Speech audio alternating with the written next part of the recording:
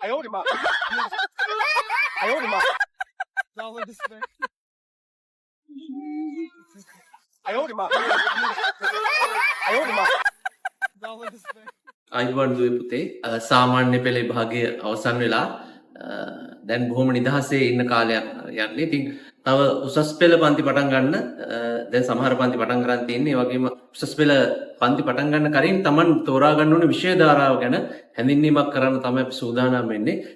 බොහෝ දිනෙකට මේ පිළිබඳව දැනුම අල්ප බව සහ නැති බව අපිට වැටහිලා තියෙනවා. අපේ කාලෙත් එහෙමයි, දැනුත් තාමත් එහෙමයි. අපි ඔබලට මේ ගැන දැනුම ලබා දෙන්න තමයි මේ අපි උත්සාහය දරන්නේ. අපි ආරම්භ කරමු. මොනවද මේ අපි කරන්න යන්නේ? ඒතර ඕගොල්ලෝ උසස් පෙළ විෂය ධාරාව හදාරන්න මොන විෂය ධාරාව තෝරගන්න ඕන? එහෙම නැත්නම් Taman යන ටාගට් එක මොකක්ද? Tamanට කොතෙන්ටද යන්න අවශ්‍ය? අන්නේ මෙන්න මේ ගැන දැනුමක් මේ Tamanගේ ගමන හරියට යන්න දැනුමක් ලබා දෙන එක තමයි අපි මේ වැඩසටහනෙන් බලාපොරොත්තු වෙන්නේ. අපි මොනවද අපි කතා කරන්න යන්නේ කියන එක. අපි කතා කරනවා මුලින්ම අධ්‍යාපන පුරුෂාසිපත් එහෙම නැත්නම් අපොස උසස් පෙළ විභාගය ගැන. ඊට පස්ව කතා කරනවා අපිට අපොස උසස් පෙළ සඳහා හදාරන්න තියෙන විෂයන් මොනවද කියන එක. right? විතර අපිට ඕගොල්ලන්ට විෂයන් හතක් විෂය ධාරා හතක් තියෙනවා. ඒතර මේ විෂය ධාරා හත යටතේ Tamanට කැමති විෂය ධාරාවක් හදාරන්න පුළුවන්. ඒතර විෂය ධාරා හත ගැන අපි කෙටි හැඳින්වීමක් කරනවා. ඒ වගේම ඔයාලා උසස් පෙළ විභාගයේ සමත් වෙලා ඊළඟට විශ්වවිද්‍යාලයට සුදුසුකම් ලබනවා. ඒතර විශ්වවිද්‍යාලයට සුදුසුකම් ලබනකොට විශ්වවිද්‍යාලයට සුදුසුකම් ලබා ගන්නේ ඔයාලට ලැබෙන ඉසෙට් අගය මත. ඒතර ඉසෙට් අගය මත තමයි ඔයාලා විශ්වවිද්‍යාලයට සුදුසුකම් ලබන්නේ. ඉතින් අපි ඊළඟට කතා කරනවා ඉසෙට් අගය කොහොමද හැදෙන්නේ කියන එක ගැන. ඔයගොල්ලෝ රිසල්ට් ඇවිල්ලා ඊට පස්සේ ඔයාලා විශ්වවිද්‍යාලයට යන්නේ. කොහොමද විශ්වවිද්‍යාලයට යන්නේ? විශ්වවිද්‍යාල මොන වගේද? මොනවද තියෙන්නේ විශ්වවිද්‍යාල? එතකොට විශ්වවිද්‍යාලයට අමතරව මොනවද තියෙන්නේ? අන්න මෙන්න මේවා ගැන අපි ගොඩක් කතා කරනවා. ඊට පස්සේ විශ්වවිද්‍යාලයේ ඇති පාඨමාලා ගැන අපිට සියල්ලම කතා කරන්න බැරි අපි කීපයක් හරි ඔබට කියලා දෙන්න උත්සාහයක් ගන්නවා. ඊට පස්සේ අවසාන වශයෙන් ඔයාලට මේ උසස් පෙළ විභාගය නිසා ඊළඟට ඔයාලට ලැබෙන අවස්ථාව. උසස් පෙළ පාස් වෙලා ඔයාලට ලැබෙන්නේ මේ ලොකුම අවස්ථාවක්. අන්න මේ අවස්ථාව ඔයාලට රජයෙන් දෙන්නේ නොමිලේ. එතකොට මෙන්න මේ නිදහස් අධ්‍යාපනයේදී ඔයාලට මේ හම්බෙන බෙනිෆිට් එක ගැන ඊළඟට කතා කරනවා.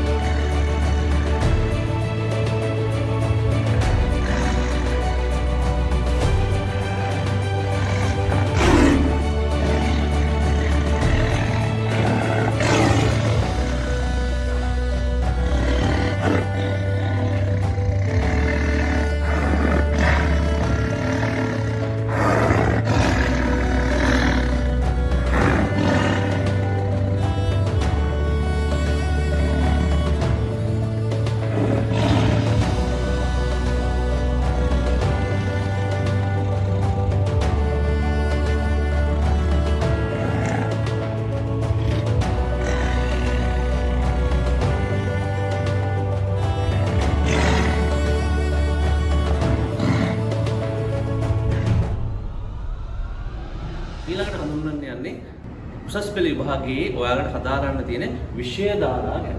විද්‍යා විෂය ධාරාව යටතේ ඔයාලට හදාරන්න පුළුවන් ජෛවීය විද්‍යා විෂය ධාරාව සහ භෞතික විද්‍යා විෂය ධාරාව. අපි විවහාරය කියන්නේ මැත්ස් සයන්ස් කියන උන මැත්ස් හරි සයන්ස් හරි කරන්න පුළුවන්. ඊට පස්සේ වාණිජ විෂය ධාරාව. කොමර්ස් කරන්න. කලා විෂය ධාරාව. කලා විෂය ධාරාව ආර්ට්ස් කරන්න පුළුවන්. ඒක අමතරව තාක්ෂණ වේදය. तो ताक्षण वेदे विषय ධාරාව යටතේ ඔයාලට ඉංජිනේරු තාක්ෂණ වේදය සහ ජෛවීය තාක්ෂණ වේදය කියන විෂය ධාරා දෙක හදාගන්න පුළුවන්. ඊට අමතරව පොදු විෂය ධාරාව. ඒතර පොදු විෂය ධාරාව යටතට වැටෙන විෂයන් ගොන්නක් තියෙනවා. ඒවයින් හදාගන්නත් පුළුවන්. අවසාන වශයෙන් ඊටාම මෑතක දැන් වසර කිහිපයකට කලින් හඳුන්වා දුන්න 13 වසරක අධ්‍යාපනය සෑම පාසලකම නැහැ. ඊටාම කුඩා පාසල් ප්‍රමාණයක තියෙන. ඒතකොට මේ විෂය ධාරාව පිළිබඳව අපි පොඩි ප්‍රමාණයක් කතා කරමු. අපි යමු මුලින්ම ජෛවීය විද්‍යාව විෂය ධාරාව නැත්නම් බයෝ කියන්නේ. ජෛවීය විද්‍යා විෂය ධාරාවට වැටෙන්නේ ඔයාලා අනිවාර්යෙන් බයොලොජි කරනවා නම් ජීව විද්‍යාව කියන විෂය අනිවාර්යයි. මතක තියාගන්න ජීව විද්‍යාව විෂය අනිවාර්යයි. ජීව විද්‍යාව විෂයට අමතරව රසායන විද්‍යාව, භෞතික විද්‍යාව සහ කෘෂි කර්ම නැත්නම් කෘෂි විද්‍යාව සහ ගණිතය. මේ ගණිතය කියලා කියන්නේ ගොඩක් අය කරන මේ කම්බයින් මැත්ස් සංයුක්ත ගණිතය කියන විෂය නෙවෙයි. ඒක වඩා සරල කියන සිද්ධාන්ත වලට යන්නේ නැතුව සරලව කතා කරන විෂයක් තමයි ගණිතය කියන්නේ. ඒකට රසායන විද්‍යාව වල දානවා භෞතික විද්‍යාව, ඊළඟ කෘෂි විද්‍යාව නැත්නම් ගණිතය. ඒකට මෙන්න මේ විෂයන් හතරෙන් දෙකක් තෝරගන්න ඕන. දෙකයි තෝරගන්න පුළුවන් අනිවාර්යෙන් ඔයාලා ජීව විද්‍යා විෂය ධාරාව හදාරන්න ඕන. එතකොට මේ විශ්වවිද්‍යාලයේ ජීව විද්‍යා විෂය ධාරාවේ යටතේ ගෙන්න පාඨමාලාවලට සුදුසුකම් ලැබීමට මෙන්න මේ ජීව විද්‍යාව හැම නැත්නම් ජීව විද්‍යා විෂය ධාරාව හදාරා තිබිය යුතුයි. ඒත් අපි මේකෙන් යන පාඨමාලා ගැන ඉදිරියට කතා කරමු. ගොඩක් කරන්නේ මෙඩිසින්, වෙට්, ෆාමසි, ලැබ් අන්න ඒ වගේ. එතකොට ප්‍රමුඛ පෙළේ මේකෙන් ප්‍රමුඛ පෙළේ කීපයක් විතරයි මම සඳහන් කරේ.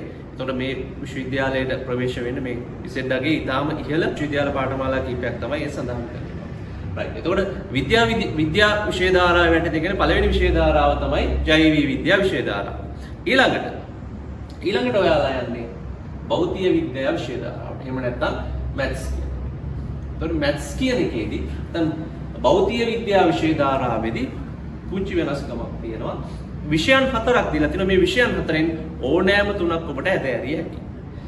සංයුක්ත ගණිතය හදාගන්න පුළුවන්. සංයුක්ත ගණිතය, රසායන විද්‍යාව, භෞතික විද්‍යාව සහ උසස් ගණිතය. රසායන විද්‍යාව ගැන ඔයාලා දන්නවා. රසායන විද්‍යාව කෙමිකල්ස් ගැන, රියැක්ෂන්ස් ගැන විද්‍යාව සාමාන්‍ය පෙළ විද්‍යාවේ තියෙන ඒ රසායන විද්‍යාව, රසායනික නැත්නම් මූලද්‍රව්‍ය ගැන, ආවර්තිතාව අන්න මේ වගේ දේවල් පිළිබඳව තවදුරටත් වැඩිදුර අධ්‍යාපනය ලබන්න පුළුවන් රසායන විද්‍යාවට.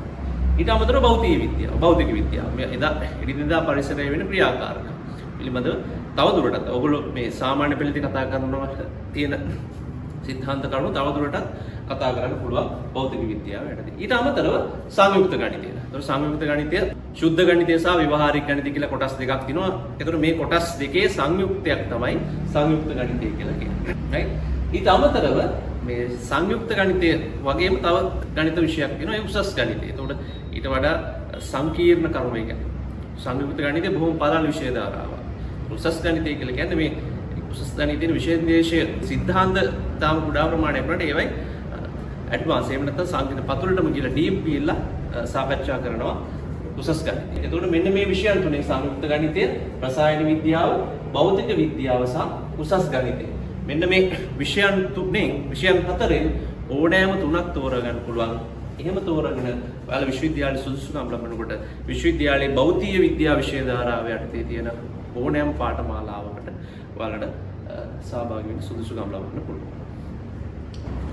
අපි භෞතික විද්‍යා විෂය ධාරාව සහ ගණිත විෂය ධාරාව මේ ජීව විද්‍යා විෂය ධාරාව යටතේ අපේ සර් කතා කරා වගේ මට ඕගොල්ලන්ට කියලා දෙන්න තියෙන්නේ වාණිජ්‍ය විෂය ධාරාව හා කලා විෂය ධාරාවේ කොහොමද විෂය සංකලනය සිද්ධ වෙන්නේ කියන එක. හරි. අපි යම් ළමයි මුලින්ම වාණිජ්‍ය විෂය ධාරාව ගත්තාම මෙතන තියෙනවා අපිට මෙතනදී පොඩි පැහැදිලි කිරීම වගේක් තියෙනවා. මොකද මේ චුට්ටක් ළමයි ওই වාණිජ්‍ය විෂය ධාරාව සහ කලා විෂය ධාරාවන් වල තියෙන විෂයන් ප්‍රමාණය වැඩි.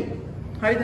එතකොට බයොලොජි සහ මැතමැටික්ස් කම්බයින් මැත්ස් ඒ ටික මේ ගණිතාංශය ගත්තාම ටිකක් අපිට සබ්ජෙක්ට් වල අර තෝරා ගැනීමේ සංකීර්ණභාවය අඩු වුණාට වාණිජ්‍ය විෂය ධාරාව හා කලා විෂය ධාරාවේදී විෂයන් තෝරා ගැනීම සම්බන්ධ විෂයන් කිහිපයක් තියෙනවා. හරිද? ඒ කියන්නේ කලා විෂය ධාරාවෙන් ගත්තාම ටිකක් කියන්නේ ගැටලු සහගත තත්ත්වයන් ඕගොල්ලන් ටිකක් ඇති වෙන ප්‍රවණතාවය වැඩි ළමයි. ඒතකොට ඒ ගැන මම මේ පොඩක් මේ අද කරන දේෙන් ඕගොල්ලන්ට පොඩි අදහසක් ගන්න පුළුවන්. හරි. අපි ගත්තොත් මේ වාණිජ්‍ය විෂය ධාරාවේ යටතට වැටෙනවා නම් ඒ ළමයි මේ විෂයන් තුනේ අවම විෂයන් කීයක් කරන්න ඕනේ? අවම ළමයි විෂයන් දෙකක් කළ යුතුයි. ඒ කියන්නේ ගිණුම්කරණයේ ව්‍යාපාර අධ්‍යයනයේ ආර්ථික විද්‍යාව. මේ විෂයන් තුනෙන් අනිවාර්යෙන්ම ළමයි අපි විෂයන් දෙකක් කළ යුතුයි. එතකොට ඒ විෂය ඕනනම් අපිට වාණිජ්‍ය විෂය ධාරාවකට මේ විෂයන් තුනම අපිට අධ්‍යයනය කරන්න පුළුවන්. ගැටලුවක් නැහැ. නැත්තම් අපිට මේ විෂයන් දෙකක් එක්ක අපිට තෝරාගත් විෂයක් කරන්න පුළුවන්. එතකොට එතනදී යනවා ළමයි වාණිජ්‍ය විෂය ධාරාවේදී අපි ඕගලන්ට පේන්න ඇති ව්‍යාපාර සංඛ්‍යානය පුළුවන්, භූගෝල විද්‍යාව, ඊට පස්සේ දේශපාලන විද්‍යාව, තර්ක ශාස්ත්‍රය, ඉංග්‍රීසි, ජර්මන්, අනිත් තොරතුරු තාක්ෂණය අන්න ඒ වගේ ළමයි මේ විෂයන් දෙකට අමතරව ඕගලන්ට අමතර විෂයක් තෝරගන්නවා නම් මොකද වෙන්නේ? අනිත් විෂය කාණ්ඩයෙන් ඕගලන්ට එක විෂයක් තෝරගන්න හැකියාවක් තියෙනවා. එතකොට වාණිජ්‍ය විෂය ධාරාවට ළමයෙක්පත් වෙනවා නම් මොනවද ළමයි මම කිව්වේ?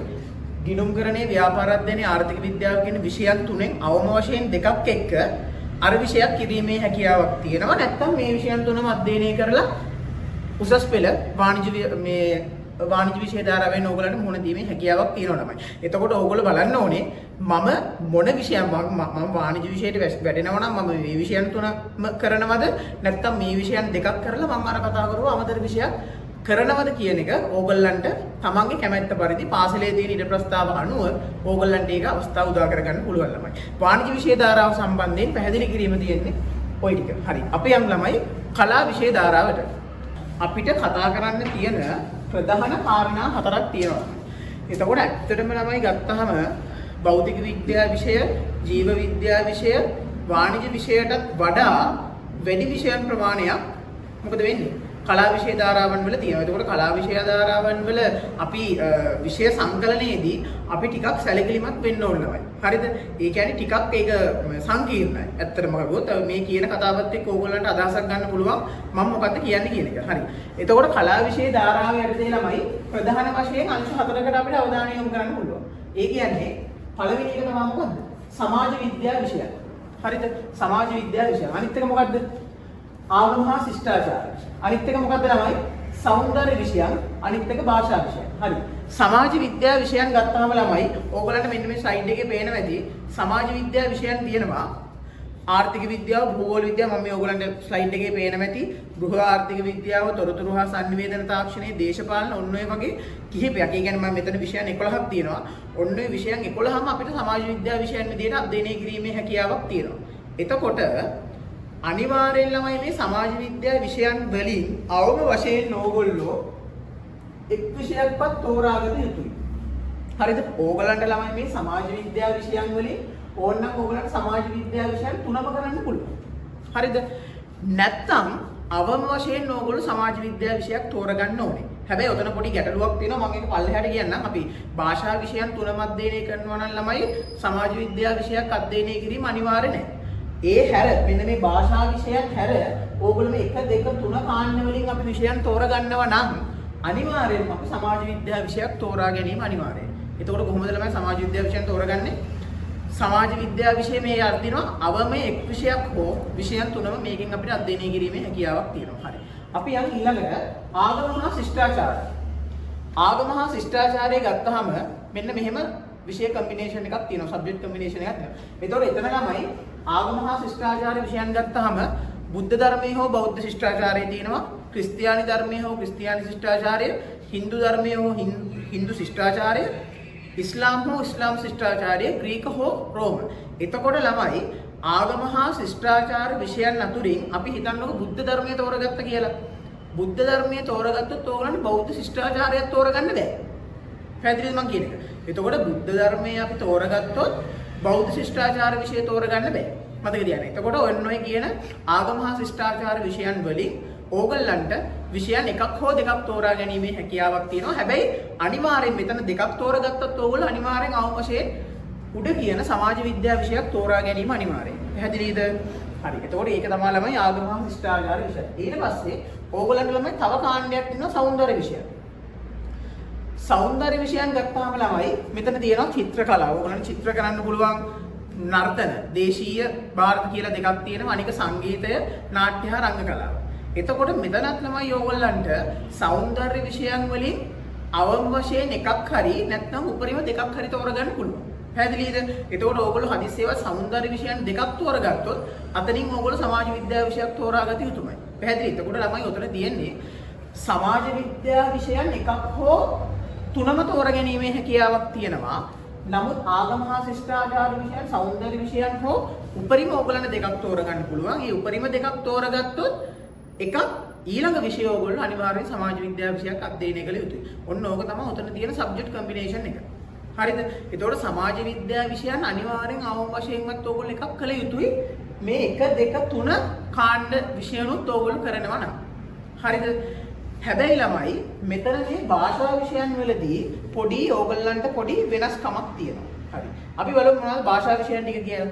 භාෂා විෂයන් තියෙනවා ගත්තාම සිංහල, දෙමළ, ඉංග්‍රීසි, අරාබි, පාලි, සංස්කෘත, චීන, මැලේ, ප්‍රංශ ඔන්න වගේ රුසියන්, හින්දි, ජපන් ගොඩාක් භාෂා විෂයන් කිහිපයක් තියෙනවා. එතකොට මෙතනින් ළමයි ඕගොල්ලන්ට ඔතන මේ භාෂා විෂය කාණ්ඩයේ තියෙන විෂයන්ගෙන් ඕගොල්ලන්ට ඕනෑම විෂයන් හෝ විෂයන් දෙකක් තෝරාගැනීමේ හැකියාවක් තියෙනවා. හරිද ළමයි? එතකොට අර වගේම තමයි. ඕගොල්ලන්ට දැන් සිංහලයි දෙමළයි තෝරගන්න පුළුවන්. එතකොට එතන වුණොත් ඕගොල්ලෝ දෙකක් මේකෙන් තෝරගත්තොත් ආයි අතන අනිවාර්ය සමාජ විද්‍යා විෂයක් තෝරා ගන්න ඕනේ.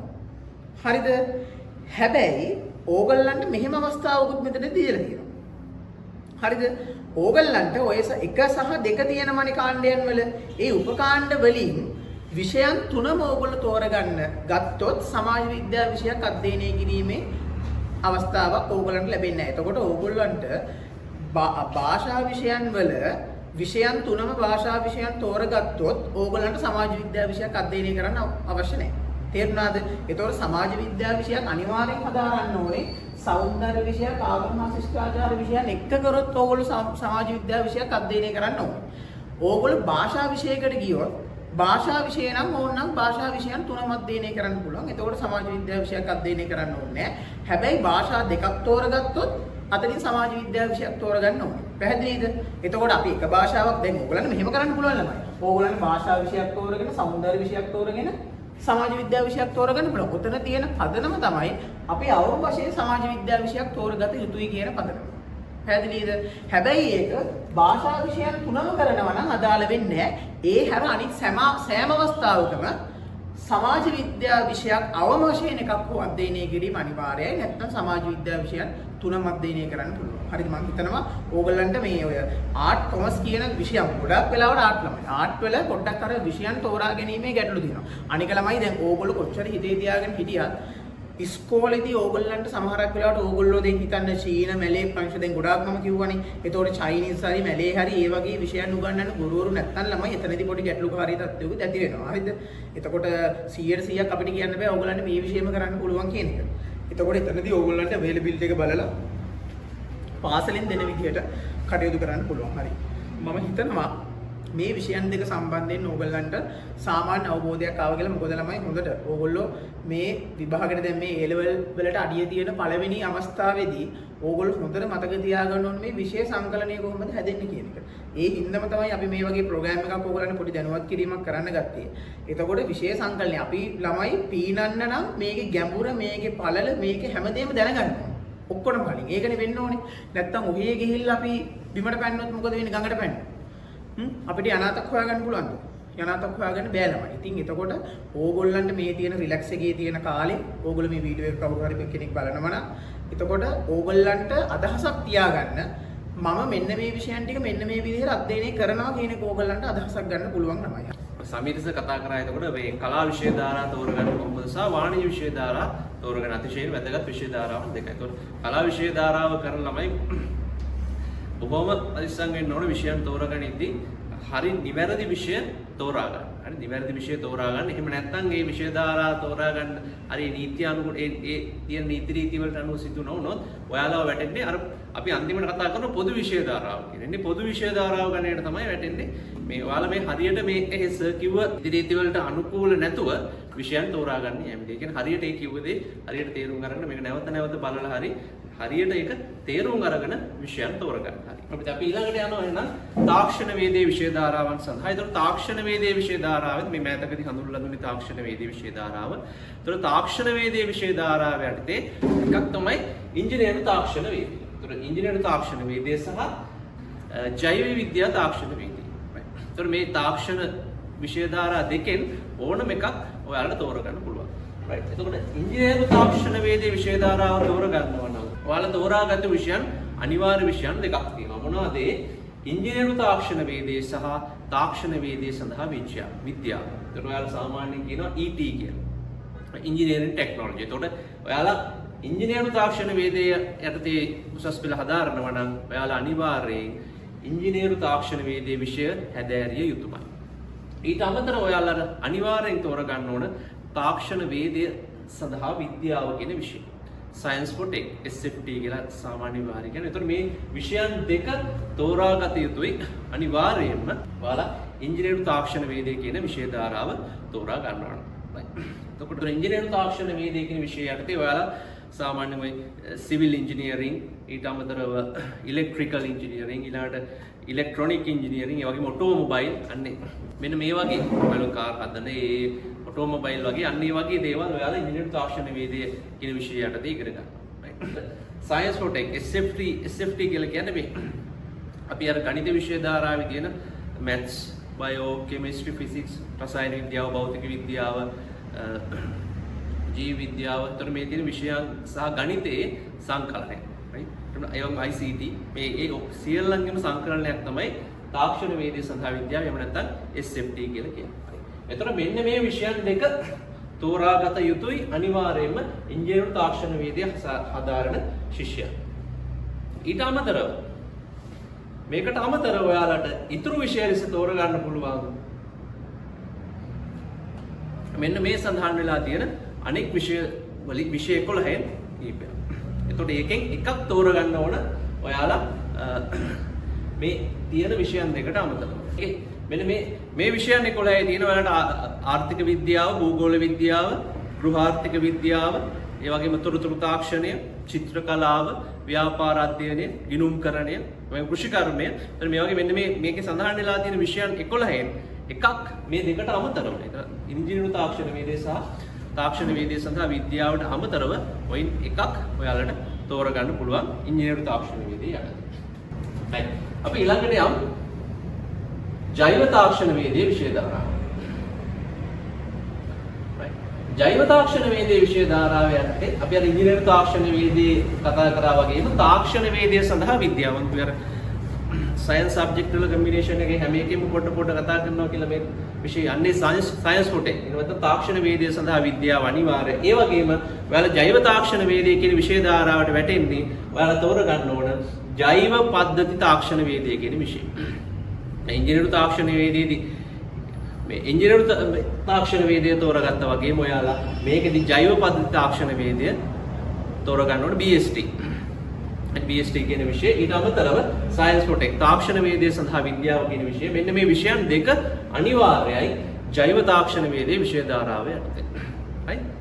ඊට පස්සේ තුන්වෙනි විෂය විදිහට අර ඉංජිනේරු තාක්ෂණ වේදයේ තිබුණ අමතර විෂයන් කීපෙ මෙන්න දැන් ඔයාලා මේ මෙන්න මේ විෂය ධාරාව මේ විෂයන් වලින් එකක් ඔයාලට තෝරගන්න පුළුවන් මේ විෂයන් දෙකට අමතරව. ඒකෙත් අපි අර කලින් කතා කරා වගේම භූගෝල විද්‍යාව, ICT, ඊළඟ මීඩියා, ඉංග්‍රීසි, බිස්නස් ස්ටඩි, ගිණුම්කරණය, කෘෂි විද්‍යාව, ගණිතය කියන එකත් මම සඳහන් කළා මුලින්ම මේ මොන වගේ එකක්ද ගණිතය කියලා කියන්නේ කියන එක. ඒකට මෙන්න මේ විෂයන් 11න් එකක් මේ විෂයන් දෙකට අමතරව ඔයාලට තෝරා ගැනීමේ හැකියාව තියෙනවා.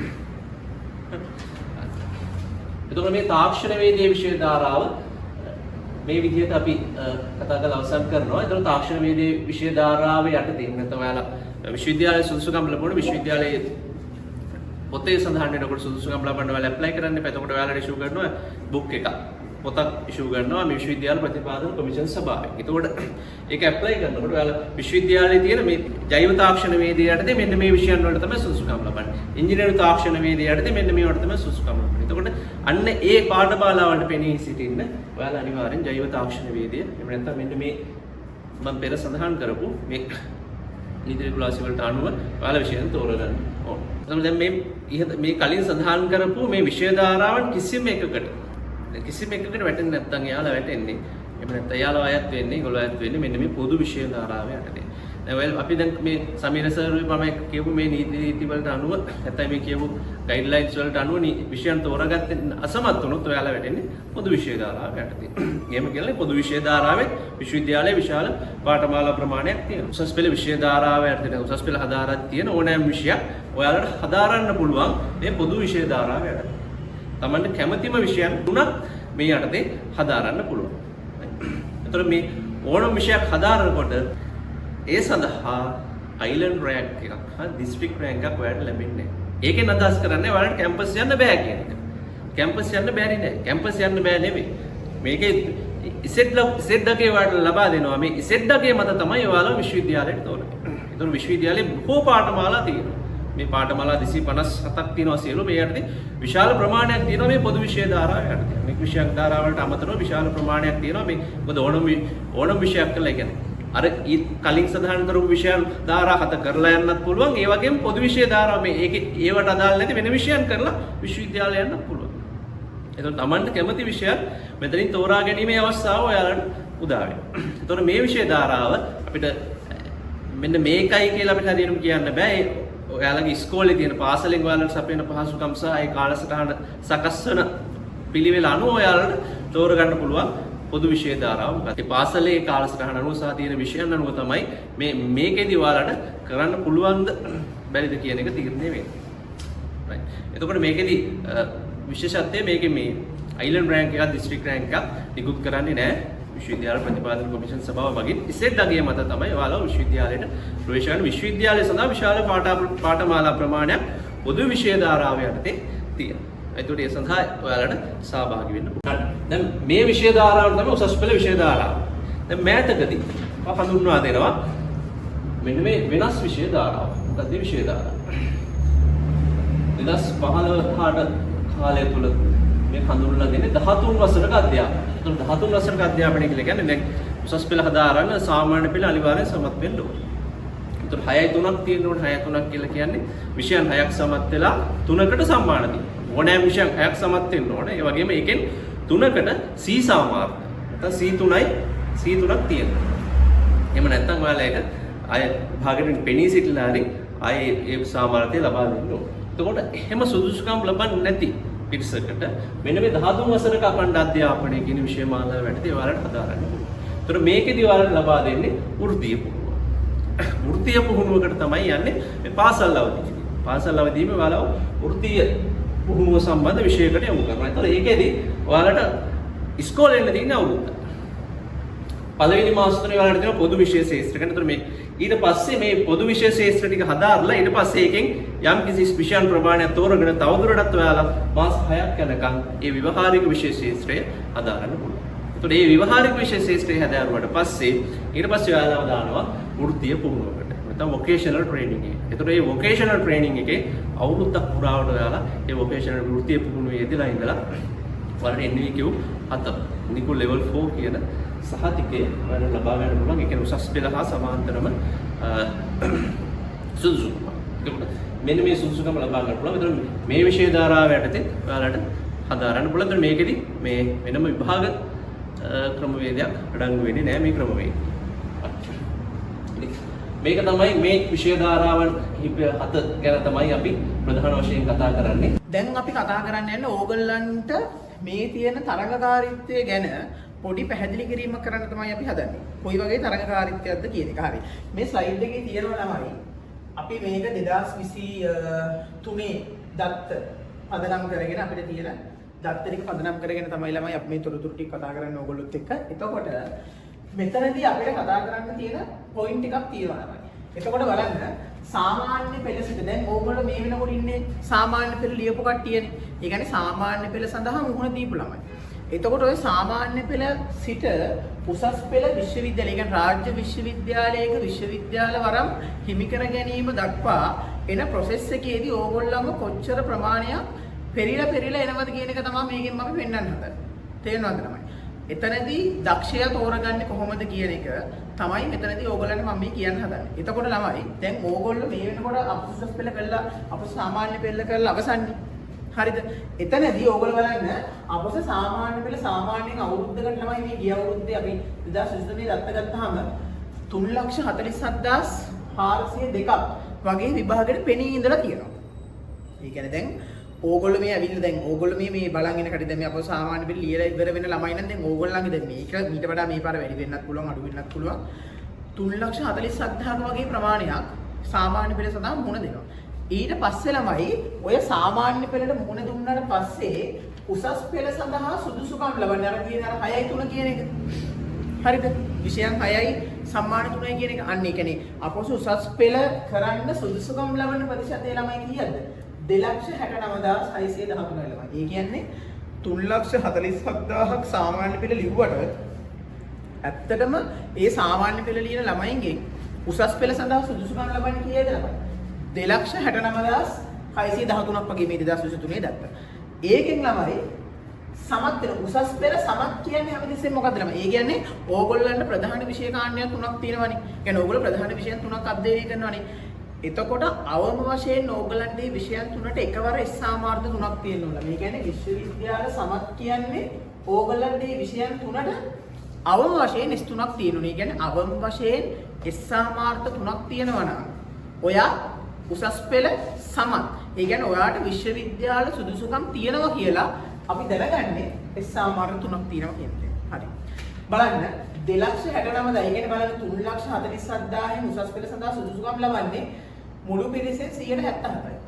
හැබැයි ළමයි උසස් පෙළ ලියන 2,69,000න් අවම වශයෙන් සාමාර්ථ 3ක්. ඒ කියන්නේ අවම වශයෙන් සාමාර්ථ 3ක් කරන් තියෙන්නේ 1,73,000ක් වගේ. ඒ කියන්නේ ඇත්තටම ළමයි ලියන ළමයින්ගෙන් ලක්ෂයකට ආසන්න ප්‍රමාණයක් විභාගයේ අසමත් වෙනවා. ඒ කියන්නේ මොකක්ද ළමයි? S3 අවම සුදුසුකම. ඒ කියන්නේ විශ්වවිද්‍යාලයේ සඳහා අවම සුදුසුකම ලබා ගන්න නැතුව ලක්ෂයක් විතර මෙතනින් කැපිලා යනවා. හරිද? ඒ කියන්නේ ඒක 164ක් වගේ පිරිසක් තමයි උසස් පෙළ ලියන ළමයින්ගේ 164ක් වගේ තමයි විභාගයේ සමත් වෙන්නේ. ඒ කියන්නේ විශ්වවිද්‍යාලයන් අවම සුදුසුකම. ළමයි 136ක් මොකද වෙන්නේ එක්සෑම් එක ෆේල් වෙනවා. හරිද? ඔන්නෝක තමයි උතන තියෙන තරඟකාරීත්වය. හරිද?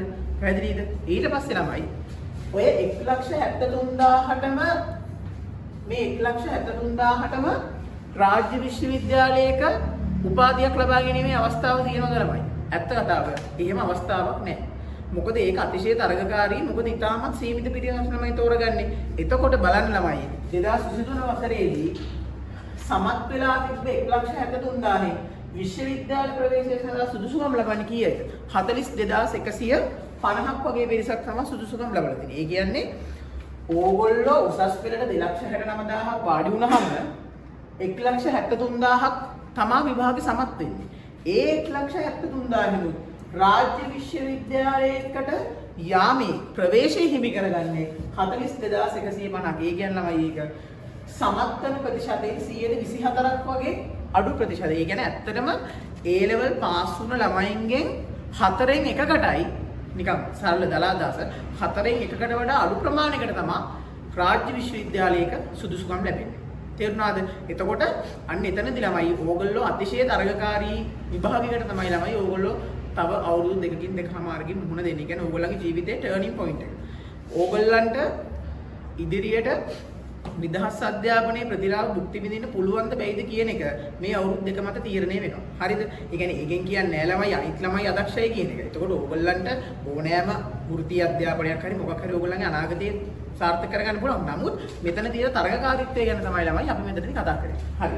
එතකොට ඒ කතන්දරේ ඉවරයි ළමයි. එතකොට මේ ස්ලයිඩ් එකකින් ඕගොල්ලන්ට පේනවා ඇති සාමාන්‍ය පෙළ සිට විශ්වවිද්‍යාලය දක්වා වරන් හිමි කරගන්න කොච්චර තරඟකාරීත්වයක් මෙතනදී හැදලා තියෙනවද කියලා. දැන් සාමාන්‍ය පෙළේදී ගැටලුවක් නැහැ ළමයි.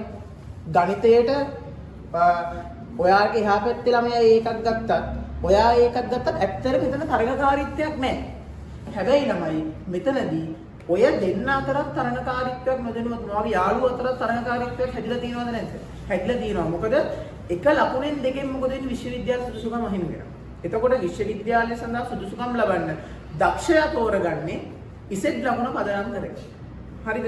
ඒ කියන්නේ අපිට එතනදී නිර්ණායකයක් වෙනවා. මේ ඉසෙට් එකේ ගැන මම ඕගොල්ලන්ට මෙතනදී කෙටි පැහැදිලි කිරීමක් කරන්න හදනවා. හරි ළමයි. අපි කලින් ස්ලයිඩ් එකේ කතා කරා කොහොමද අපස සාමාන්‍ය පෙළ විභාගයේ ඉඳලා විශ්වවිද්‍යාල කියන්නේ නිදහස් අධ්‍යාපනය ලබා ගැනීම විශ්වවිද්‍යාල ප්‍රවේශය දක්වා කොහොමද ළමයි තෝරාපත් කරගන්නේ කියන ප්‍රොසෙස් එක මොන වගේ ප්‍රමාණයක් අවුරුද්දකට තේරීපත් වෙනවද කියන එක අපි කතා කරා. ළමයි ඔය අපි යෝජනා කරපු 42000 වගේ සීමිත ප්‍රමාණයේ ළමයි බඳව ගන්න ප්‍රධාන වශයෙන් අපේ එක්සෑම් එකේදී බලන්නේ ඉසෙස් ස්කෝර් ලකුණ. ඒ කියන්නේ අපේ ඉසෙට් එකේ ඇත්තටම ළමයි ඉසෙට් එකෙන් කරන්නේ දක්ෂයා කවුද කියලා තෝරලා දෙන එක. හරිද? ඒ කියන්නේ අපිට අවබෝධයක් තියෙන්න ඕනේ මේ ඉසෙට් ලකුණ කොහොමද ගණනය කරන්න කියන එක. හරි. අපි මේ ස්ලයිඩ් එකට යමු. මම උදාහරණයක් විදිහට ළමයි A B C කියලා ළමයි තුන් දෙනෙක් ගැන කතා කරනවා. මොකද A B C කියන ළමයි තුන් දෙනෙක් ඉන්නවා. ඒ ළමයි තුන් දෙනා අපොස උසස් පෙළ විෂයන් විදිහට එකවුන්ටින්, ඉකෝන්, ICT කියන විෂයන් තුන හදාරනවා. ඔන්න මම උදාහරණයක් ගත්තා. එතකොට මොකක්ද තියෙන්නේ? ABC කියලා ළමයි 3 දෙනෙක් ඉන්නවා. ඒ ළමයි 3 දෙනා එකවුන්ටින්, ඉකෝන්, ICT. හරිද? දැන් මම මේ ළමයි 3 දෙනා පදනම් කරගෙන ඉසෙඩ් ලකුණ කොහොමද ගණනය කරන්න කියලා සරල උදාහරණයක් ඕගොල්ලොත් එක්ක කතා කරන්න හදන්නේ. හරි. අපි බලමු. මම උදාහරණයක් විදිහට එකවුන්ටින් A කියන ළමයා එකවුන්ට්ස් වලට ලකුණු 70ක්, ඉකෝන් වලට 60යි, ICT වලට ලකුණු 40ක් ලබාගෙන තිනවා. ඊට අමතරව B කියන ළමයා එකවුන්ටින් වලට ලකුණු 40කුත්, ඉකෝන් වලට ලකුණු 55ත්, ICT වලට ලකුණු 75කුත් ලෙසත් C කියන ළමයා එකවුන්ටින් වලට ලකුණු 60යි, ඉකෝන් වලට ලකුණු 55යි, ICT වලට ලකුණු 55යි. හරි. දැන් ළමයි ඕගොල්ලොම මම මේ ඉදිරිපත් කරපු ස්ලයිඩ් එක දිහා බලලා කියන්න මම ඕගොල්ලන්ගෙන් අහනවා මේ ළමයි 3 දෙනා අතරින් දක්ෂම ළමයා කවුද කියලා. හරි. දැන් බලන්න එක එක ලකුණු ගත්තාම එකිනෙකට වෙනස්. දැන් ඕගොල්ලෝ කවුරුම හරි කෙනෙක් මේ ළමයි 3 දෙනාගෙන් වැඩිම ලකුණු ගත්ත ළමයාව දක්ෂම ළමයා කියලා තෝරන්න ගියොත් එකතු කරලා බලමු. දැන් ඕගොල්ලන්ට පේනවා මේ ළමයි 3 දෙනාගේ මුළු ලකුණුත් එක සමානයි. බලන්න 170යි. A ළමයාත් 170යි, B ළමයාත් 170යි, C ළමයාත් 170යි. මෙන්න මේ වෙලාවට අපි කොහොමද ළමයි දක්ෂයා කවුද කියලා තෝරගන්නේ? හරි. මෙන්න මේ වගේ අවස්ථාවලදී තමයි ඉසෙඩ් ලකුණේ වැදගත්කම අපිට නිරූපණය කරගන්න පුළුවන් වෙන්නේ. හරි. අපි උදාහරණයක් විදිහට ගමු ළමයි. දැන් මේ ඕගලන්ට මේ එහා පැත්තේ අර ඉසෙඩ් ලකුණ හදපු ෆෝමියුලා එකේ පෙන්නලා තියෙනවා x කියන්නේ ස්කෝර් එක. ඒ කියන්නේ හොයාගත්ත ලකුණ. හරිද? ඔය මීන් කියලා වචනයක් තියෙනවනේ. මේ මීන් එක කියන්නේ ළමයි මධ්‍යයන ලකුණ. ඒ කියන්නේ ලංකාවෙම ඔය අපි එක විෂයක් ගමු. එක විෂයකට තමයි මේ SS ස්කෝර් එක ගණනය කරන්නේ මුලින්ම. අපි ගමු මුලින්ම ලංකාවෙම accounting වලට ළමයි පිරිසක් ලියලා ඒ ගත්ත මුල් ලකුණු ටික අරගෙන ලියපු ළමයි ගානෙන් බෙදුවට පස්සේ මධ්‍යයනේ එනවා. අපි ඕගොල්ලෝ ගණන් වලදී උනත් කළා තියෙනවා. මධ්‍යයන්නේ හදනකොට අපි මොකද කරන්නේ? දැන් ඕගොල්ලන්ගේ එක්සෑම් වල සාමාන්‍ය ලකුණ අපි ගන්න කොහොමද? ගත්ත මුළු ලකුණු ටික එකතු කරලා ගත්ත විෂයන් ගානින් බෙදනවානේ. අන්න ඒ වගේ එකක් තමයි ළමයි. දැන් අපි හිතුවොත් ඕනෑම විෂයකට ලංකාවේ ඒ ළමයි ලබාගත් මුල් ලකුණු ටික එකතු කරලා ළමයි ගානෙන් බෙදුවට පස්සේ මධ්‍යයන ලකුණ එනවා. හරිද? ඊළඟට තමයි සම්මත අපගමනයේ මේ ස්ටෑන්ඩඩ් ඩීවියේෂන් SD කියලා තියෙන්නේ. ඒ සම්මත අපගමනය කියන්නේ ළමයි ස්ටැට් වලදී අපි පාවිච්චි කරන මෙතඩ් එකක්. සම්මත අපගමනය ගැන මම මෙතනදී කතා කරන්නේ නැහැ. සම්මත අපගමනයට යම්කිසි අගයක් දාගෙන අපි ඉස්සරහට යන්. හරි. අපි උපකල්පනය කරපු අගයන් ටිකක් ඕගලන්ට දැන් ඩිස්ප්ලේ වෙයි. එතනදී අපි මධ්‍යයන ලකුණු විදිහට accounting වලට 32යි, ඉකෝන් වලට 34යි, ICT වලට 30යි. දැන් ළමයි මේවා මේ උපකල්පනය කරපු අගයන්. හරි. දැන් මේ මෙතන මම ළමයි 3 දෙනෙක්ගේ විස්තරේ කිව්වට මුළු සමස්තේ මධ්‍යයන ලකුණු ටික තමයි මෙතන දාලා තියෙන්නේ. ඒ වගේම ස්ටෑන්ඩඩ් ඩීවියේෂන් ටිකකුත් දීලා තියෙනවා. හරි. අපි එක එක්සැම්පල් එකක් හදමු ළමයි. මේ පල්ලෙහා ඔයගලන්ට පේනවා ඇති. මම එක එක්සැම්පල් එකක් පෙන්නනවා. A කියන ළමයාගේ කවුන්ටින් වල ස්කෝර් එක මම හදනවා. හරිද? හරි. ඕන්න බලන්න. A කියන ළමයා accounting වල ලකුණු 70ක් අරන් තියෙනවනේ. හරි. ඒ 70 අපි දැම්මා. එතකොට 70යි. ඒ accounting වල මධ්‍යයන ලකුණ කීයද ළමයි? ලකුණු 32යි. හරිද? එතකොට 70න් අපි 32 අඩු කරලා සම්මත අපගමනයේ කීයද accounting වල? 12යි. එතකොට 70න් 32ක් අඩු කරලා 12න් බෙදුවට පස්සේ අපිට එනවා ඉසෙඩ් ස්කෝර් එක accounting වලට. ඒ කියන්නේ A කියන ළමයා accounting වලට ගත්ත ඉසෙඩ් ලකුණ එනවා 3.16666ක්. අපි මේක දශම සංඛ්‍යා 4කට තියනවා. දැන් ළමයි අපි ඉසෙඩ් ස්කෝර් එක හදද්දී මම මේ හදපු ක්‍රමවේදෙටම A ගේ ඉකෝන් වල ICT වල, B ගේ accounting වල, ඉකෝන් වල, ICT වල, C ගේ accounting වල, ඉකෝන් වල, ICT වල අපි හැමෝගෙම ඒ කියන්නේ මෙතන හැටියට අපි මොකක් කරන්න ඕනේද? ඉසෙස් අගයන් 9ක් අපි හදාගන්න ඕනේ. හරි. මම ඕගලන්ට එක්සැම්පල් එක පෙන්නුවානේ. තේරුණාද? එතකොට මුලින්ම කරන්නේ 70න් ඒ කියන්නේ අපි accounting A කියන ළමයා accounting වලට ගත්ත එකේ ඉසෙස් ස්කෝර් එක හදනවා නම් එයා ගත්ත ලකුණ 70යි. මධ්‍යයනේ 32යි, සම්මත අපගමනයේ 12යි. ඒ ගත්ත ඉසෙස් ස්කෝර් එක අරගෙන ඔන්න ඔය විදිහට ළමයි හැම විෂයකටම හැම ළමයාම ගත්ත ඉසෙස් ස්කෝර් වෙන වෙනම අපි හදුවට පස්සේ අපිට එනවා මෙන්න මේ වගේ උත්තර ටිකක්. දැන් ඕගලන්ට පැහැදිලිද බලන්න. A කියන එක්කෙනා ඉකෝන් accounting IT වලට ගත්ත Z ලකුණ, B කියන එක්කෙනා ගත්ත Z ලකුණ, C කියන එක්කෙනා ගත්ත Z ලකුණ. පැහැදිලිද? හරි. දැන් ළමයි මෙතන අපි තනි Z අගයක් ගන්න ඕනේ. දැන් අපි උදාහරණයක් විදිහට A ගේ ICE score එක හදනකොට A කියන ළමයා accounting වලට ගත්ත Z එකයි, econ වලට ගත්ත Z එකයි, ICT වලට ගත්ත Z එකයි තුන එකට එකතු කරලා මොකද කරන්නේ? විෂයන් තුනෙන් බෙදන්න ඕනේ. ළමයි මෙන්න මෙතන ඕගලන් ඩිස්ප්ලේ වෙනවා ඇති පල්ලෙහා. A කියන එක්කෙනා accounting වලට 3.166ක් අරන් තියෙනවා. හරිද? B කියන A කියන එක්කෙනා econ වලට අරගෙන තියෙනවා 1.85571ක්. එයා ICT වලට අරන් තිනවා 0.7692ක්. ළමයි ඒ තුන එකතු කරලා තුනෙන් බෙදුවට පස්සේ අපිට එනවා A ගේ ICE score එක. එතකොට අපේ ගාන එක්සැම්පල් එකේ හැටියට ළමයි A කියන එක්කෙනාගේ ICE score එක 1.9.3.9යි.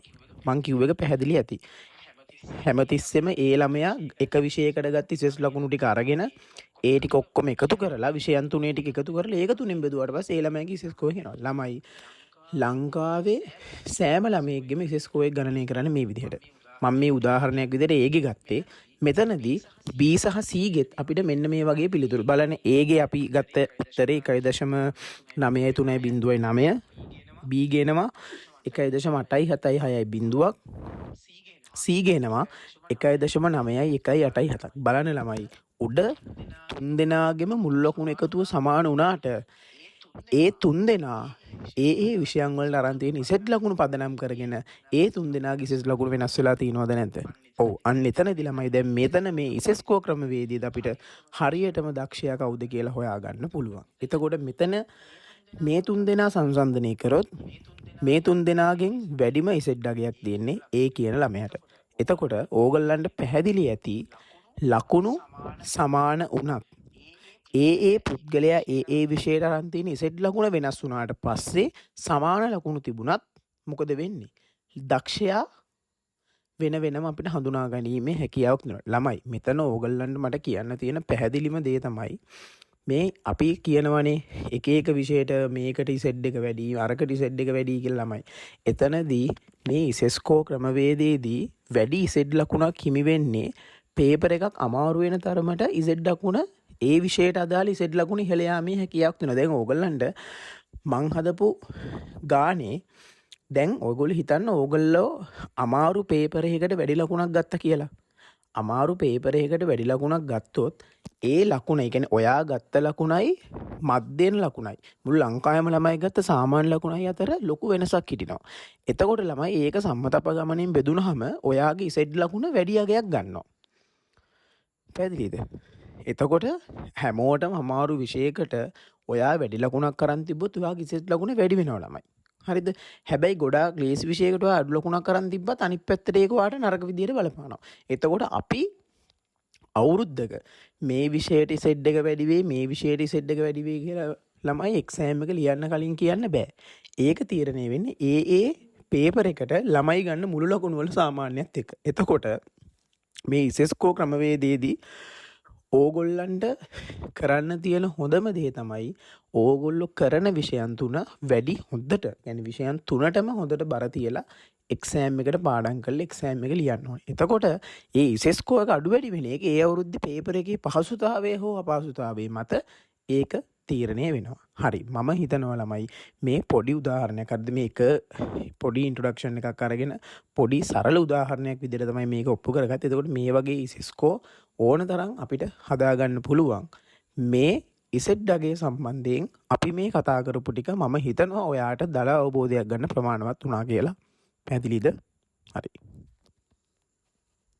ඔයාලා මෙච්චර කල් ඔයාලට මේ එක සාමාන්‍ය පිළිදී 1 2 3 දුන්නේ ඔයාලට නිකන් ලකුණු ටික එකතු කරලා ඇවරේජ් එක බැලුවා නැත්නම් වැඩිම ලකුණු තියෙන කෙනාට දුන්නා. දැන් පේනවනේ ලකුණු සමාන වුණත් මේ එක එකනාගේ දක්ෂතාව වෙනස් වෙනවා. එතකොට දැන් උසස් පෙළදී ලකුණු ඔයාලට දෙන්නේ වෙනම විදියකට. එතකොට ඒ ගැන ඔයාලා දැනගෙන ඉන්න එක ඉතාම වැදගත්. ලේසිම විෂයකට අඩුම ලකුණු ගන්න. ප්‍රශ්නය. අමාරු විෂයකට වැඩි ලකුණු ගත්තොත් ලොකු වාසියක්. එතකොට මේ වගේ දේවල් ඔළුවේ තියාගන්න. පේපර් එක අමාරු වෙනවා කියන එක ඔළුවට ගන්න ඕන දෙයක් නෙවෙයි. අමාරුවත් හැමෝටම අමාරු වෙන්නේ. ලේසි වුණොත් හැමෝටම ලේසි වෙන්නේ. අන්න ඒක තමයි ඔළුවට ගන්න. මේ විදිහට සෙට් ස්කෝර් එක අරගෙන කොහොමද විශ්වවිද්‍යාලයට සුදුසුකම් ලබනවා.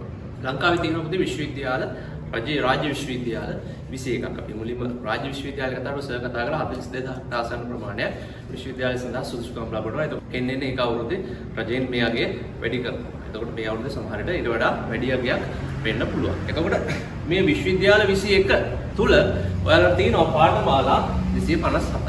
ඒතර අපි කලින් කතා කරපු අර විෂය ධාරාවන් 7 යටතේ ඔයාලට තියෙනවා පාඨමාලා 257ක්. ඒතර මෙන්න මේ පාඨමාලා 257ට ළමයි 42ක් කරගන්නවා. ඒතර මේවට සහභාගී වෙලා මේ පාඨමාලා හදාගන්න ඔයාලට පුළුවන් විවිධ අංශ වලින් ඔයාලගේ උපාධිය සම්පූර්ණ කරගන්න.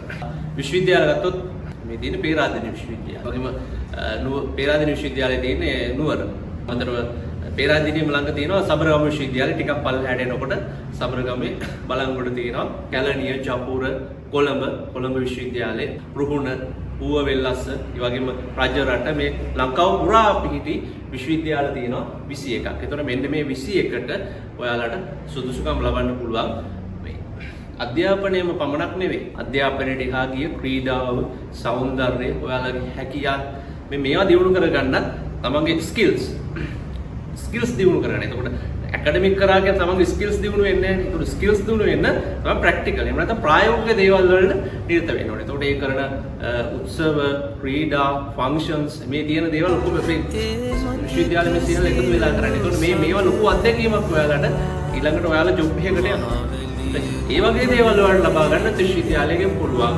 මේ ඉතින්ම මේ කියලා අධ්‍යාපනයම විතරක් නෙමෙයි. හැබැයි උසස් පෙළ කියලා කියන්නේ තව තරංකාරී භාගයක්. ඒකේදී වාගේ අධ්‍යාපනයට කාලය යොමු කරන්න ඕන විශාල වශයෙන් කියන්නේ 100ක්ම කාලය යොමු කරන්න අමතක යවන්න එපා. එතකොට මෙන්න මේ විශ්වවිද්‍යාල 21 මේ පාඨමාලා 157ක් සඳහා පෙනී සිටින්න පුළුවන්. එතකොට සාමාන්‍යයෙන් අපි ජීව විද්‍යා විෂය ධාරාවට දෙකත්තොත් මෙඩිසින්, ඩෙන්ටල්, පශු වෛද්‍ය, ඊට අමතරව මරයින් ඉන්ජිනියරින්, ඒ වගේම මොලිකියුලර් බයොලොජි, ඊළඟ ජෛව විද්‍යාව, ඒ වගේම නර්සින්, රසායන විද්‍යාව පැත්තේ ඉස්සරහට යන්න පුළුවන්. ඒ වගේම මේ රේඩියොලොජි, කිරණ වේදී, ඒ වගේම ලැබ් වල පාඨමාලා විශාල ප්‍රමාණයක් තියෙනවා. තවදුරටත් පාඨමාලා ගැන දැනගන්න අපි ලින්ක් එකක් දාලා තියන්නම්. මෙතන ඒ විශ්වවිද්‍යාල ප්‍රතිපාදන කොමිෂන් සභාවෙන් නිකුත් කරන මේ පොත පරිශීලනය කරන්න පුළුවන් ඔයාලට ගොඩක් විස්තර දැනගන්න පුළුවන්. ඊට අමතරව මේ කෘෂිකර්මය වගේ විෂයන් සඳහා ආහාර තාක්ෂණය මේ බයොලොජිකල් යන්න පුළුවන්. ආහාර තාක්ෂණය, කෘෂිකර්මය, ඒ වගේම දැන් කෘෂිකර්මය කියන විෂය වල බලන්න විශ්වවිද්‍යාලයේ කෘෂිකර්මය කරන්න කෘෂිකර්මය කියන එක අත්‍යවශ්‍ය විෂයක් නෙවෙයි. ඔයාලා විශ්වවිද්‍යාල ප්‍රතිපාදන කොමිෂන් සභාවේ පොත බැලුවා නම් තේරෙයි. ඒකේ කෘෂිකර්මය කරන්න අත්‍යවශ්‍යම විෂය, අනිවාර්ය විෂය කියලා තියෙන රසායන විද්‍යාව. රසායන විද්‍යාව නැතුව කෘෂිකර්මය කරන්න බෑ. කෘෂිකර්මය නොකලත් කෘෂිකර්මය කරන්න පුළුවන්. හැබැයි රසායන විද්‍යාව නොකර කෘෂිකර්මය සඳහා තියෙන මේ සමහර කෝසස් තියෙනවා යන්න පුළුවන්. අර ප්‍රධාන පාඨමාලා වලට ඇතුළත් වෙන්න හැකියාව නැහැ. පාඨමාලා විශාල ප්‍රමාණයක් මේ ඔයාලට තියෙනවා ජීව විද්‍යාව යටතේ හදාගන්න පුළුවන්. ගණිතය ගත්තොත් භෞතික විද්‍යාව විෂය ධාරාව ගත්තොත් එහෙම එතකොට පොඩිම තියෙන ඉංජිනේරිං. ඒතර ඉංජිනේරිං වලට අමතරව දැන් මොට්ටු විශ්වවිද්‍යාලයේ තියෙනවා ආටිෆිෂල් ඉන්ටෙලිජන්ස්. ඒතර මේ පිළිබඳව උපාධියකුත් ඔයාලට හදාගන්න තියෙනවා. ඊට අමතරව භෞතික විද්‍යාව විෂය ධාරාව යටතේ පරිගණක තාක්ෂණය, මේ කොළඹ විශ්වවිද්‍යාලයේ පරිගණක විද්‍යාවේ පරිගණක තාක්ෂණය, ඒ වගේම භෞතික විද්‍යාව, ෆිසිකල් සයන්ස් යන්න පුළුවන්. ජය භෞතික විද්‍යාව, ඒ වගේම ඩේටා සයන්ස් ඩිග්‍රී එකක් තියෙනවා සමරුගම විශ්වවිද්‍යාලයේ. ඒ වගේම තාක්ෂණ වේදය සඳහා වෙනම දැන් විශ්වවිද්‍යාලවල ෆැකල්ටිස් වෙනම හදලා තියෙන කොළඹ විශ්වවිද්‍යාලයේ තියෙන තාක්ෂණ පීඨයක්, ජයලලිත විශ්වවිද්‍යාලයේ තාක්ෂණ පීඨයක් තියෙනවා. ඒතර ඔයාලට ඒ තියෙන පාඨමාලා සඳහා පෙනී ඉන්න පුළුවන්. තාක්ෂණ වේදිකේ අමතරව ඒතර කලා විෂය ධාරාව සහ වාණිජ්‍ය විෂය ධාරාව. වාණිජ්‍ය විෂය ධාරාවල ඔයාලට මැනේජ්මන්ට්, ජපුර මැනේජ්මන්ට්, කොළඹ ව්‍යාපාර කළමනාකරණ තොරතුරු පද්ධති, ඒතර මේ වගේ මේ කළමනාකරණය සම්බන්ධව, ඒතර මානව සම්පත් කළමනාකරණය, ඒතර මේ වගේ ඩිග්‍රී ප්‍රෝග්‍රෑම්ස් ඔයාලට මේ වාණිජ්‍ය විෂය ධාරාව යටතේ බිස්නස් සම්බන්ධව, එහෙම නැත්නම් ව්‍යාපාර සම්බන්ධව ඔයාලා ව්‍යාපාර කරන්න අදහස් තියෙනවනේ, ව්‍යාපාර පිළිබඳව ඇල්මක් තියෙනවා නම්, එතකොට කවුන්ට්ස් කරන්න අදහසක්, එතකොට විනුම් කරන්න සම්බන්ධව ඇල්මක් තියෙනවා. ඔයාලට ඒ වගේ උපාධි සඳහා වෙන්න පුළුවන්. කලා විෂය ධාරාව ගත්තොත් කලා විෂය ධාරාවේ ඔයාලා කරන සාමාන්‍ය සෞන්දර්ය විෂයන්, චිත්‍ර, සංගීතය, නාට්‍ය හා රංග කලාව, ඒ වගේම ශ්‍රීපාලි මණ්ඩපයේ තියෙනවා, ඒ වගේම සෞන්දර්ය කලා විශ්වවිද්‍යාලය. එතකොට මේ Tamante ඒ තියෙන කුසලතාවය, සෞන්දර්ය කුසලතාවයට තියෙනවා නම් ඒ සඳහා සහභාගී වෙන්න පුළුවන් ඒ විශ්වවිද්‍යාලවල. ඊට අමතරව සමාජ විද්‍යාව, මනෝවිද්‍යාව, සයිකොලොජි ගැන අධ්‍යාපන ශාස්ත්‍රයට ඒතකොට ගුරුවරයෙක් විදියට එහෙම නැත්නම් දේශකවරයෙක් විදියට ගුරු අධ්‍යාපනඥයෙක් විදියට එන්න පුළුවන්. ඔයාලට අධ්‍යාපනය පිළිබඳ එඩියුකේෂන් ඩිග්‍රී එකක් කරනවා. ඒක අධ්‍යාපනය පිළිබඳ ඒ කියන්නේ උගන්වන්නේ කොහොමද කියලා ඉගෙන ගන්න. උගන්වන්නේ කොහොමද කියන එක ඉගෙන ගන්න පුළුවන්. ඒතර ඊට අමතරව තව බොහෝ පාඨමාලා තියෙනවා මේ පොදු විෂය දාලා. ඒ කියන්නේ ඕනම මැත්ස් කරලා යන්නත් පුළුවන්, සයන්ස් කරලා යන්නත් පුළුවන්, ආර්ට් කරලා යන්නත් පුළුවන්, කොමර්ස් කරලා යන්නත් පුළුවන්. හැබැයි සමහර තියෙනවා අවශ්‍යතා. දැන් සාමාන්‍ය පෙළට මෙන්න මේ ඉංග්‍රීසි සඳහා සී සාමාර්ථයක් අවශ්‍යයි. ගණිතය සඳහා සී සාමාර්ථයක් අවශ්‍යයි. ඊට පස්සේ උසස් පෙළ සඳහා මෙන්න මේ විෂයන්ට මෙන්න මේ ඕන කියලා. ඒතකොට ඒවා උසස් පෙළ තෝරගන්නකොට මේ පිළිබඳව බලලා තෝරගන්න තමන්ට මේ මෙන්න මේ විෂය මේ ඩිග්‍රී එක කරන්න ඕන. අද පොදු විශ්වවිද්‍යාලය යටතේ තව ඩිග්‍රීස් විශාල ප්‍රමාණයක් තියෙනවා. quantity serving ඒ වගේ නගර සහ ග්‍රාම නිර්මාණය, ආකිටෙක්චර් යන්න පුළුවන්. ඊට පස්සේ ටෙක්ස්ටයිල් මැනේජ්මන්ට්, ෆැෂන් ඩිසයිනින්, විලාසිතා නිර්මාණ කරන. එතකොට ඒවත් මේකේ හොඳ ලෙවල් එකක තියෙන උපාධි තමයි මේ පොදු විෂය ධාරාවේ තියෙන්නේ. සංචාරක ශාස්ත්‍රයේ මේ හොස්පිටැලිටි මැනේජ්මන්ට්. එතකොට ඒකත් ටුවරිසම් පැත්තේ ටුවරිසම් පිළිබඳව තව ඉගෙන ගන්න පුළුවන් නම් තව දුරටත් ඉගෙන ගන්න ඕන. අන්න ටුවරිසම් ඩිග්‍රී එකක් තියෙනවා. රජරට තියෙන ටුවරිසම් ඩිග්‍රී වගේම ඌවෙල්ලාස්සේ මේ හොස්පිටැලිටි මැනේජ්මන්ට් ඩිග්‍රී එකක් තියෙනවා. ඒ වගේම දැන් ක්‍රීඩා දැන් ස්පෝර්ට් සයන්ස්. ඒතකොට ස්පෝර්ට් සයන්ස් ක්‍රීඩා පැත්තෙන් යන අයට ක්‍රීඩාව ගැන ඉගෙන ගන්න පුළුවන්. ඒ පිළිබඳව උපාධි මේ විශ්වවිද්‍යාල තුළ තියෙනවා. ඒතකොට ෆිසිකල් এডুকেෂන් එහෙම නැත්නම් ස්පෝර්ට් සයන්ස් තියෙනවා. ස්පෝර්ට් සයන්ස් සබරගමුවේ ස්පෝර්ට් සයන්ස් ඩිග්‍රී එකක් තියෙනවා. ඒ වගේම යාපනයේ ජැෆ්න තියෙනවා ෆිසිකල් এডুকেෂන් ඩිග්‍රී එකක්. ඒතකොට ඒවා අදාරන්නත් පුළුවන්. තවදුරටත් ඒ ගැන දැනගන්න අවශ්‍ය නම් විශ්වවිද්‍යාල ප්‍රතිපාදන කොමිෂන් සභාවෙන් ඉක්ුත් කරන පොතක් අරගෙන බලන්න. ඒකේ PDF එකක් වුණත් ඉන්ටර්නෙටෙන් ඩවුන්ලෝඩ් කරගන්න පුළුවන්. මේ පිළිබඳ තියලා තියෙන පොත මේ ගිය අවුරුද්දේ නිකුත් කරපු පොත. ඒතකොට මේක ගැන ඔයගොල්ලන්ට තවදුරටත් හොයන්න ඕන මේ පොත පරිශීලනය කරන්න. ඒ වගේම බලන්න තියෙන ප්‍රශ්න. ඒතකොට මේ ප්‍රශ්න මෙන්න මේක කරොත් මේක කරන්න පුළුවන්ද? මේවා කරොත් මේක කරන්න පුළුවන්ද? මෙන්න මේ ප්‍රශ්න ගැන කතා කරන්න තව පොතක් තියෙනවා. ඒක මේ අපි ඩිස්ක්‍රිප්ෂන් එකේ දාලා තියන්නම්.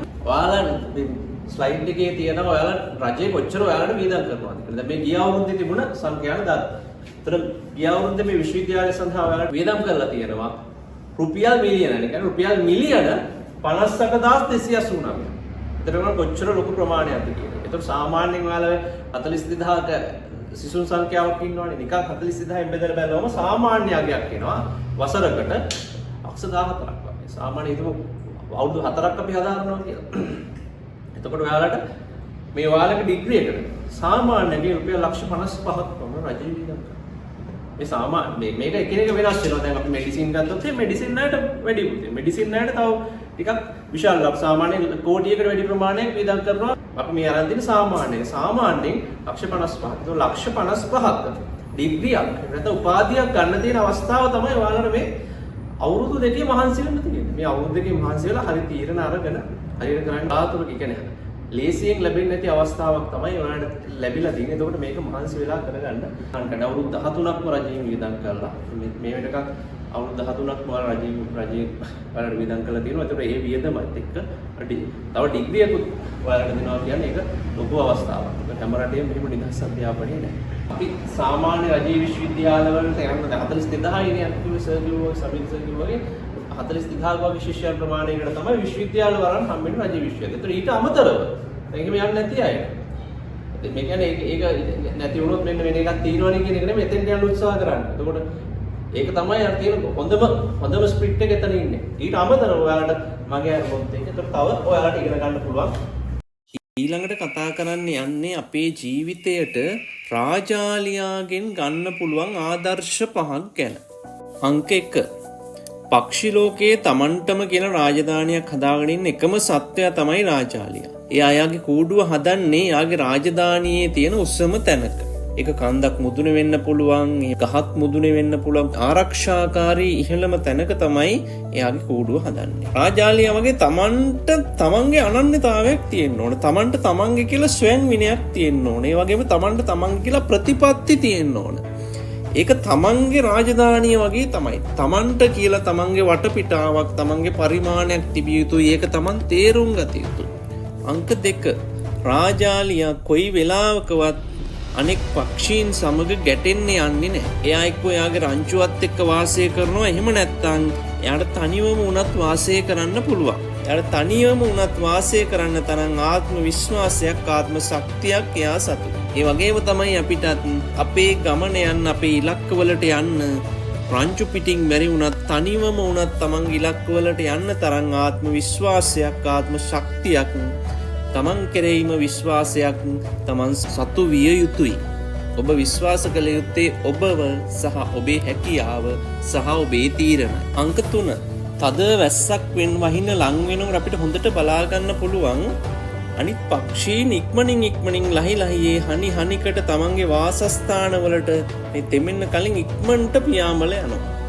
නමුත් රාජාලියා අද වැහි කුණාටුවක් වුණත් තමන්ගේ ගමනට බාධාවක් කරගන්නේ නැහැ. මෙයා මේ කුණාටුවේදී ඉහළටම පියාඹල යනවා අර තියෙන දැඩි හුළඟට තමන්ගේ තද පිහාටුත් ආධාර කරගෙන මේ කුණාටුව මැද්දේම ඉහළට පියාඹලා ගිහිල්ලා වලාකුළු වලටත් ඉහළින් ගිහිල්ලා මේ කුණාටුවෙන් මිදෙනවා. කුණාටුව අභිබවා යනවා. රාජාලියට වගේ තමයි අපිටත් අපේ ජීවිතයේදී නොඑක් බාධක නොඑක් අභියෝග එන්න පුළුවන්. රාජාලියා ඒ කුණාටුවේ එන හුළඟ තමන්ගේම වාසියට ගත්තා වගේ එන බාධක අභියෝග තමන්ගේ වාසියට හරවගෙන ඒවායින් මිදිලා ඒවා අභිබවා ඉදිරියටම යන්න අපි ඉගෙන ගන්න ඕන සහ අපි පුහුණු වෙන්න ඕන. අංක 4. රාජාලියට තියෙන ඊටාම තියුණු දෘෂ්ටියක්. ගොඩාක් දුර පේනවා. දිය යට ඉන්න මාළුවෙක් වුණත් සතපුම් ගණනාවක් ඉහළ පියාඹනයාට ඊටමත් පැහැදිලිව පේනවා. මේ දකින ගොදුරක් දුටු ෂණයෙන් තා වේගයෙන් මේ වෙත පියාඹලා ගිහිල්ලා ගොදුරට එනවා. මේ ගොදුර වෙත ළඟා වෙන කාලය තුල ඒ ඉලක්කය වෙත ළඟා වෙන කාලය තුල එයා කිසිම බාහිර දෙයක් ගැන අවධානය යොමු කරන්නේ නෑ. එයාගේ එක එල්ලේ එයාගේ ඇස් දෙක තියෙන්නේ අර ඉලක්කය වෙත. පිටුතේ අපේ ජීවිතයේ අපේ ඉලක්කවලට යද්දී බාහිර දේවල් ගැන අවධානයෙන් තොරව තමාගේ ඉලක්කය කරා උපක්‍රමශීලීව එක එල්ලේ යාම තමයි අපි කළ යුත්තේ. අංක 5. පක්ෂි ලෝකයේ දීර්ඝතම නැත වැඩිම ආයු කාලයක් තියෙන පක්ෂිය තමයි පුතේ රාජාලියා. එයාගේ ආයු කාලය වෙනවා වසර 70. හැබැයි එයාට වයස අවුරුදු 40ක් වෙනකොට එයාට එයාගේ කෑම ගන්න බැරි තරමට එයාගේ හොට වකුටු වෙනවා. ඒ වගේම තමයි විශාල ගොදුරක් උනත් මිනිස්සෙක් උනත් උස්සන් යන්න පුළුවන් කියන එයාගේ ශක්තිමත් නියපොතු දුර්වල වෙනවා. කුණාටුවක උනත් පියාඹගෙන යන්න තරම් ශක්තිමත් වුණ අත්තටු ඝන වෙලා අවසානයාට පියාඹන්න බැරුව අනේ අත්තෙන් අත්තට පන්න තත්වයටපත් වෙනවා. මෙන්න මේ වෙලාවේ යාට තීරණයක් ගන්න සිද්ධ වෙනවා. එයා මේ විදියට මින්දලා මැරිලා යනවද?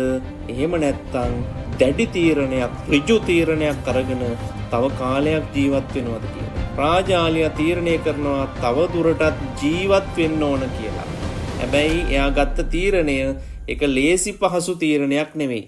මේ ගත්ත තීරණය නිසා එයාට අති දුෂ්කර, ඊටා කටුක කාල සීමාවක් පහු කරන්න එයාට සිද්ධ වෙනවා. මුලින්ම එයා කරන්නේ එයා යනවා කන්දක් මුදුනට ගිහිල්ලා ඊටා වේගයෙන් පියාඹලා ඇවිල්ලා තිරුවාන කන්දක හොට හප්පගෙන හොට කඩා ගන්නවා. මේ හොට කඩා ගත්තට පස්සේ මේ හොටෙන් ලේ වහණය වෙනවා. මේ ලේ වහණය වෙන ලේ වලින් එයාට අලුත් හොටක් නිර්මාණය වෙනවා. හැබැයි ඒකට යනවා දින ගණනාවක්. මේ දින ගණනාවක් පුරාවට මෙයා ඉන්නේ निराहारව. වතුර පොදක්වත් නැහැ රාජාලියා. දින ගණනාවක් निराहारව හිටියත් ඉදරට පස්සේ එයාගේ මේ හොට සම්පූර්ණයෙන් වැඩෙනවා.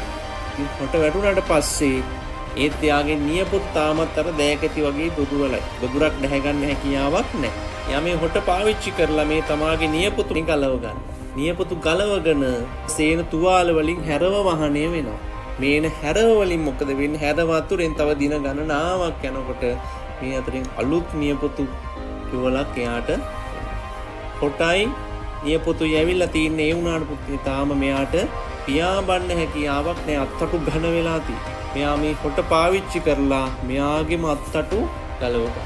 බලන්න අපිට කොච්චර වේදනාවක් දැනෙනවද බලන්න මේ පොඩි තුවාලයක් වුණාම.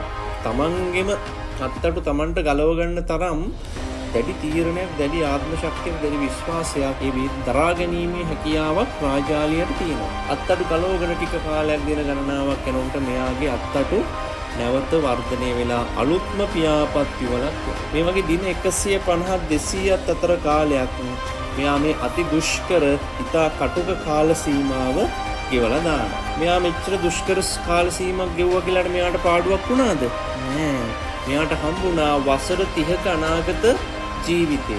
මෙයාගත දැඩි තීරණය නිසා එයාට වසර 30ක් තම අනාගත ජීවිතයක් එයාට හම්බුණා. සාමාන්‍යයෙන් මිනිස්සෙක්ගේ ආයු කාලය වසර 70ක් 77ක් අතර වෙනවා. අවුරුදු 15ක් 20ක් වගේ පොඩි වයස්වල ඉන්න ඔයාලට තව අවුරුදු ගාණක් ඉස්සරහට වෙන ජීවිතය කොහොමද Taman ජීවත් වෙන්නේ කියන එක තීරණය කරන්න තමයි මෙන්න මේ අවුරුදු 2ක කාල සීමාව මේ අවුරුදු 2ක කාල සීමාව තුළ ගන්න ඕගොල්ලෝ ගන්න තීරණ ඊළඟ ජීවිත කාලයම මොකද වෙන්නේ කියන එක තීරණය කරනවා. ඔයාලා ගන්න තීරණ තමයි වැදගත්. මේක ලෝකය වෙනස් කරන්න, ලෝකය නව මානයකට හරවන්න හේතු වෙන තීරණ වෙන්න පුළුවන්. ඔයාලා තීරණ ගන්නෙද්දී තමන් ගන්න තීරණය හරි තීරණයක් වෙන්න ඕන. රාජාලිය ගත්තා වගේ දැඩි තීරණයක් වෙන්න. මේ දැඩි තීරණය ගත්තට පස්සේ මේ දැඩි තීරණයට තමා වග කියන්නත් ඕන. මේ හරි පැත්තට තීරණය ගන්න ඕන. හොඳට කල්පනා කරලා බලලා තමන් මේ ගෙවෙන අවුරුදු 2 ඇතුලේ තමන් කරන්න ඕන මොනවද කියන එක හරි විදිහට තීරණේ අරගෙන රාජාලියෙක් වගේ දැඩි තීරණේ අරගෙන ඒ තීරණයට වග කියන්න මේ අවුරුදු 2 කැප වෙන්න උත්සාහ කරන්න ඊළඟ තමාගේ ජීවිත කාලය හොඳින් සතුටින් ගෙවා ගන්න. සිනා ඔබට සුබ පතන ගමන් අපි මේ දේශනේ නිමා කරනවා. ඔබට ජය.